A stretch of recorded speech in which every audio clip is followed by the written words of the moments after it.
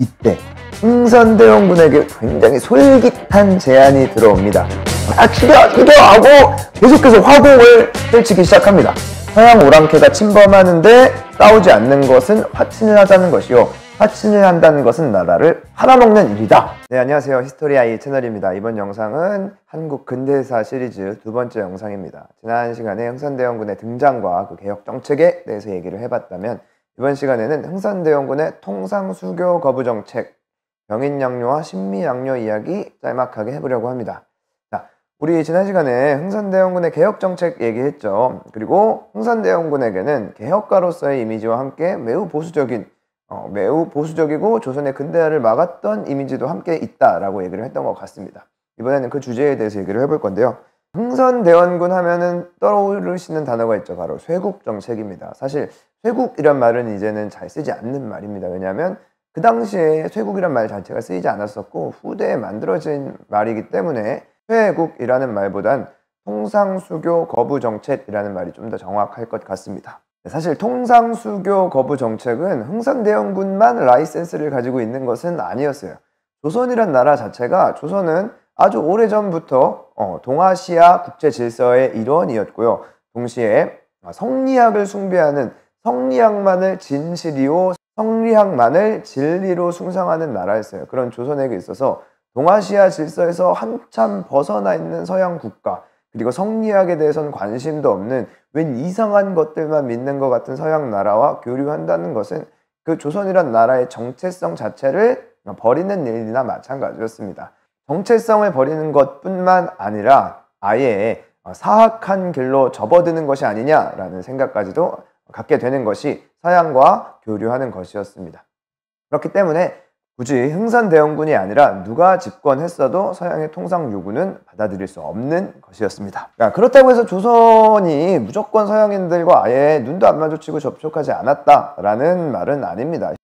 현실적인 차원에서의 접촉은 조선 역사상 어느 정도는 있어 왔습니다. 특별히 여러분 조선 효종 때 하멜이라는 그 이름을 들어보신 적이 있을 거예요. 그 하멜이라는 사람이 표류를 해서 조선에 넘어왔을 때 조선 왕조에서 그들을 걷어들이고 그들로부터 어떤 기술을 전수받았던 적도 있습니다.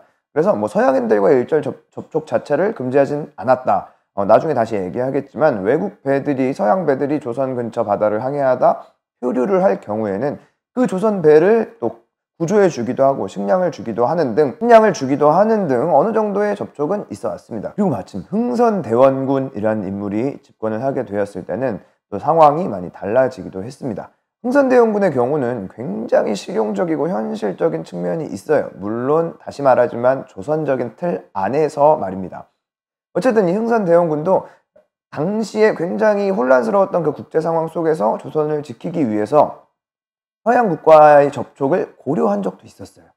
하지만 그것이 흥선대원군의 발목을 잡고 오히려 서양의 침략을 유발하는 행위가 될 줄은 아무도 몰랐죠. 자, 먼저 이제 그 얘기를 해보려고 하는데요. 병인양요 얘기를 해보려고 합니다. 우리가 흥선대원군 당시에 서양이 우리나라를 침략했던 사건 크게 두 가지를 알고 있습니다. 하나는 병인양요, 다른 하나는 신미양요. 오늘은 이 두 가지 이야기를 좀 해보려고 하는데요. 먼저 병인양요 이야기를 해보도록 하겠습니다. 병인양요 얘기를 하기 전에 이 병인양요의 원인이 되었던, 배경이 되었던 병인박해라는 사건에 대해서 이야기를 해봐야 될 것 같아요.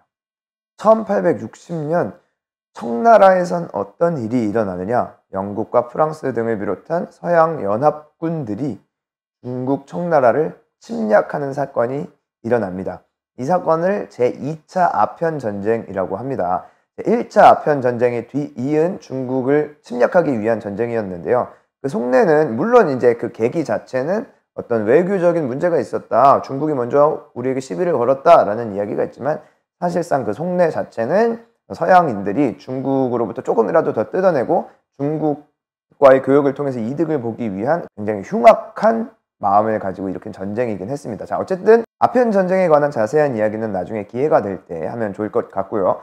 결론은 이 2차 아편 전쟁 때 중국은 수도 베이징까지 서양 연합군에게 함락을 당하는 등 거의 최악의 상황까지 이르게 됩니다. 결국은 이 아편 전쟁에서 중국은 굴욕적인 패배를 하게 되고 서양 국가들에게 어마어마하게 많은 이권을 내주게 돼요. 그리고 그 과정 속에서 러시아에게 연해주 지역을 내주게 됩니다. 천하의 중심이라고 생각했던 청나라가 서양 연합군들에게 완전히 유린당하고 거기에 더해서 러시아라고 불리는 새로운 나라가 이제 연해주를 차지함으로써 조선과 국경을 마주하게 됐습니다. 이런 상황 속에서 조선인들은 얼마나 불안감에 휩싸였을까요? 이게 지금 생각해도 굉장히 이상한 상황인데 당시 조선인들 입장에서는 굉장한 위협이었습니다. 조선이 유일하게 믿고 의지할 만한 나라인 청나라는 서양인들에게 완전히 무너져 내렸고, 러시아라는 전혀 알 수 없는 새로운 세력이 조선과 국경을 마주하고 심지어 러시아가 조선의 통상수교를 요구하기까지 합니다. 조선에게 교역하자고 사신을 보내기까지 해요. 이 위기 상황 속에서 당시 집권하고 있었던 흥선대원군 또한 굉장한 불안에 휩싸이고 있었겠죠. 이때 흥선대원군에게 굉장히 솔깃한 제안이 들어옵니다.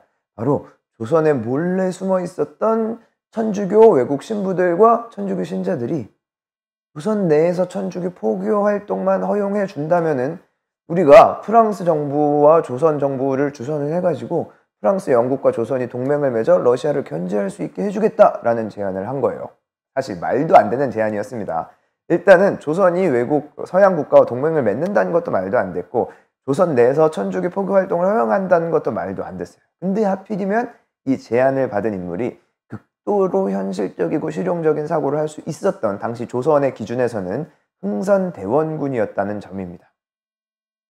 이 천주교는 사실 오래전부터 조선에 들어와 있었습니다. 조선 후기에 외국인 선교사들이 중국어로, 즉 한자로 쓴 서적들, 기독교 서적들이 서학이라는 이름으로 조선에 전래가 되는데요. 그 과정에서 몇몇 양반들이 그 책을 읽고 천주교 신앙을 갖게 되고 천주교 신앙 공동체를 형성하기도 했습니다. 그 과정에서 조선 내부에 많은 천주교 신자들이 생기고 동시에 많은 박해를 받게 되기도 합니다. 천주교 자체는 하나님이란 유일신 앞에서 모두가 평등하다고 주장을 하는 종교입니다. 조선은 성리학에 입각해서 철저한 신분사회를 추구하는 국가였어요. 그런 조선에게 있어서 이 천주교를 받아들인다는 것은 다시 말하지만 조선의 정체성을 포기하는 일이나 다름없었죠. 거기에 더해서 조선은 조상에게 제사를 지내는 나라였잖아요. 조상에게 제사를 지내는 것은 조선에게 있어서는 굉장히 중요한 전통이었어요. 조선 사람들에게 있어서는 이것을 포기한다는 것은 짐승의 길로 접어드는 것이다 라고 생각을 했는데, 천주교는 제사를 지내는 것을 완전히 우상숭배로 규정하기까지 합니다. 그러니 천주교가 조선에서 받아들여질 리가 없죠. 그런 상황 속에서 끊임없이 박해받고 고난을 받아왔던 조선 천주교인들은 언젠간 자유롭게 종교 생활을 할 수 있는 날을 기다리며 자신들의 신앙을 꿋꿋이 지켜왔습니다. 그러던 즈음에 이 러시아와 조선이 맞닥뜨리는 국제적 위기 상황이라는 기회를 천주교인들이 포착하게 되었던 거죠. 실제로 흥선대원군도 이 제안에 대해서 어느 정도는 관심을 가졌던 것 같습니다. 그리고 한번 만나는 보면 좋을 것 같다라는 의중을 비추기도 해요. 그런데 그 선택 자체가 흥선대원군에게 큰 위기를 가져다 주죠. 왜냐하면은 이게 소문이 나버린 거예요.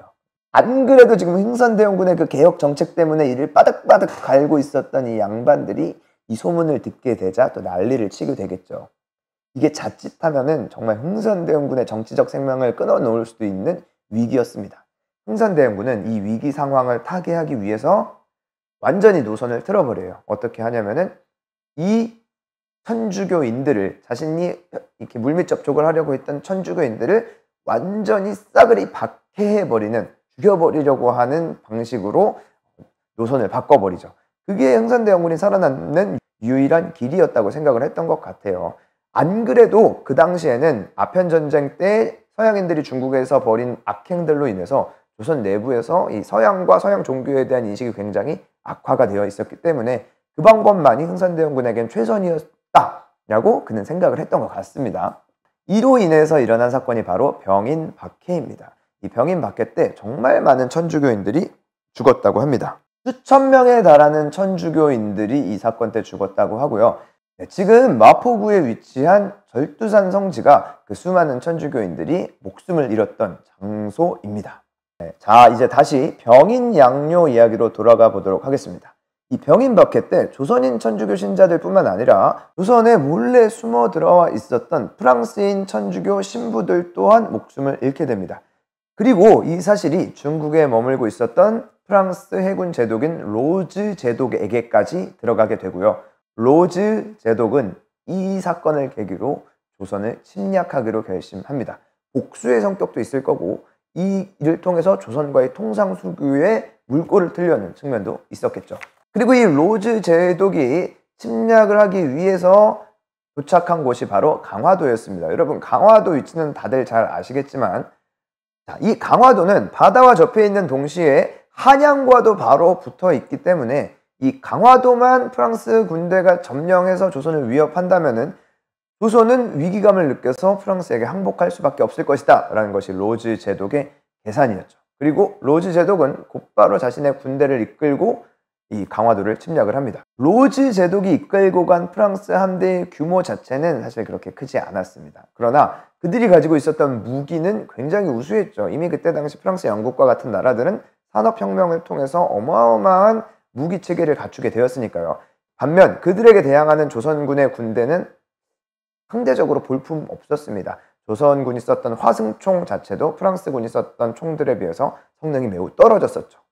어쨌든 이 프랑스군의 우수한 무기에 조선군대는 속수무책으로 당할 수밖에 없었고 강화도의 많은 지역이 프랑스군에게 점령이 됩니다. 그리고 이 소식이 당연히 바로 옆에 한양으로 전해지게 되겠죠. 이 서양 군대의 직접적인 침략에 화들짝 놀란 조선 조정은 심지어 일부에서는 어느 정도 타협을 하면 어떨까 하는 목소리까지 들렸다고 해요. 하지만 이항로, 기정진과 같은 우리가 흔히 위정척사파라고 하는 인물들은 결사항전을 주장합니다. 그리고 이들의 주장에 힘입어 흥선대원군 또한 결사항전을 밀고 나가게 돼요. 자, 그러면 어떻게 그들과 맞서 싸우게 되었느냐? 조선의 장수들이었던 한성근, 양원수와 같은 이들이 상당히 고군분투를 하게 됩니다. 한성근은 문수산성, 양원수는 정족산성에서 프랑스군을 맡게 되죠. 그리고 양원수가 이끄는 조선군은 정족산성에서 프랑스군을 상대로 소규모의 승리를 얻게 됩니다. 물론 이렇게 어마어마한 승리는 아니었지만 이 사건을 계기로 프랑스군은 조선에서 철수를 하게 됩니다. 사실 프랑스군의 근본적인 목적은 조선과의 통상수교를 강요하는 것이었는데 프랑스군이 봤을 때 도저히 조선은 자신들의 요구를 들어주지 않을 것 같다 판단을 했던 것 같습니다. 그래서 결국 프랑스군은 철수를 하게 됩니다. 이것이 승리였을까요? 우리의 승리였을지 뭐였을지 명확하게 판단하긴 어렵습니다. 대규모 승리를 한 것도 아니고요. 프랑스군에게 아주 괴멸적인 타격을 준 것도 아니었습니다. 사실 프랑스군이 그냥 치를 떨고 도망을 쳤다 정도로 생각을 할 수 있을 것 같은데요. 우리가 입은 피해는 사실 프랑스군이 입었던 피해보다 어마어마했습니다. 많은 우리 강화도에 있었던 우리나라의 문화재들이 프랑스군에게 약탈을 당했고요. 특별히 우리 외규장각에 있었던 우리의 주요 서적들이 프랑스군에게 많이 약탈을 당하게 되죠. 여러분들 직지심체유절과 같은 최초의 금속활자로 지켜져 있던 그 책이 바로 프랑스 박물관에서 발견되었다는 사실 아시나요? 네, 그것이 바로 이 병인양요 때 약탈되었었던 것인데요. 그러한 역사적인 상처, 역사적인 기억들이 아직까지도 큰 문제로 남아있다라는 점을 우리가 좀 알아둘 필요는 있을 것 같습니다. 병인양요가 일어나기 몇 달 전 조선에선 또 다른 서양과의 갈등이 있었습니다. 바로 미국 상선 제너럴 셔먼호와 평양 국민들 간의 갈등이었는데요. 자, 이 제너럴 셔먼호는 미국의 상선이었어요. 그래서 원래 중국에 머물고 있다가 조선이라는 곳이 있대. 새로운 시장을 개척해보면 어떨까 하는 이야기를 듣고 조선으로 넘어오게 되죠. 그래서 대동강을 타고 서서히 올라오면서 평양 근처에 도착을 하게 됩니다. 그리고 평양에 내려서 조선 사람들에게 통상을 요구를 하게 됩니다. 여러분, 조선은 외국 배에 대해서 사실 외국 배에 대해서 무조건 공격적이진 않았어요. 우리가 막 무슨 아마존이나 저기 무인도 같은데 갑자기 원주민들 나오면 낯선 것 보면 무조건 창부터 던지고 그런 종류는 아니었고요. 상당히 신사적으로 되어 있습니다. 식량도 줄 수도 있었고 표류를 하면은 구해주고 송환시켜 줄 수도 있었어요. 그런데 그 정도의 선대를 할 준비는 얼마든지 되어 있었는데 통상수교를 요구를 하는 것에 대해서는 조선은 절대로 받아들일 수 없었다라고 얘기를 했지 않습니까? 그러니까 당연히 제너럴 셔먼호에게도 마찬가지 원칙을 적용했죠. 적당히 친절할 수는 있으나 당신들과 교류할 생각은 없다. 이것이 조선의 기본 입장이었는데 이 제너럴 셔먼호는 상당히 무례했습니다.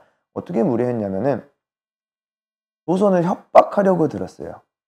심지어 어떤 일까지 벌였느냐, 조선의 관리를 인질로 붙잡고는 조선에게 대가를 요구를 하기도 했습니다.